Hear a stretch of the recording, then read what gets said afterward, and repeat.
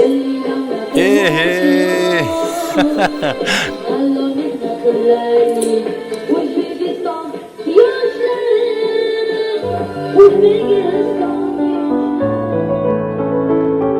Gohida noo'rin yangrasa so'zlar, dilimiz tubiga cho'kib qolar g'am. Ammo bu hayotning ma'nosi emas. Bugun urinib ko'r. Nima bo'lsa ham.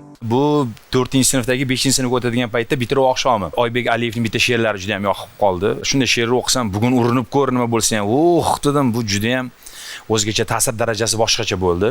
Chunki bunday o'sha suratni ko'rib shu she'r yodimga tushdi. Bo'lmasa she'rlarni yig'ib qo'yaman, she'r o'qishni juda ham yaxshi ko'raman. Bosib o'tgan yo'lingiz ko'z oldingizdan o'tgan. Shunday butun bir jarayon, butun bir endi kepkala kiyib mahallamizda suv keladi, mo'ridan chiprada u paytda bunaqa endi hozirgi kundagi mobil telefonlar yoki bunaqa sifatli oladigan video nimalar yo'q. Bu aynan bitta o'sha to'y paytida olib, sinfda ota-onalar yig'ib, bitta kamera chaqirgan paytdagi qolgan endi. Uni ham chirog'i yo'q, ba'zan boshiga urmasangiz birillaydi deydi. Lekin bugun endi ushbu tasvirlarning qadri boshqacha. Juda ham boshqacha. Hozir ham endi o'zim zo'r qo'shib turdim. Baribir inson oradan qarang 25 yil o'tibdi-da, 2001-yildan keyin 25 yil. Oddiy bir qishloqdan chiqib o'sha mol boqib, qo'y boqib, o't o'rib, sekin shu qishloq sharoitida katta bo'lgan bolalar katta orzu qilsa, o'sha paytda ko'pchilik baribir ustimdan kulardi. Qayerda o'qiysan? Toshkentda o'qiysanmi? O'zi bir tayloqqa ham bora olmaysan, nima qilasan degan odamlar ham bo'lganda. Baribir o'sha paytda.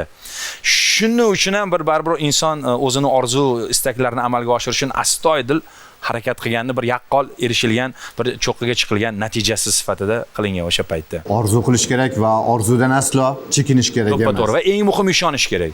Eng muhimi ishonch, chunki ishonch bu mo'jizalar yaratadi.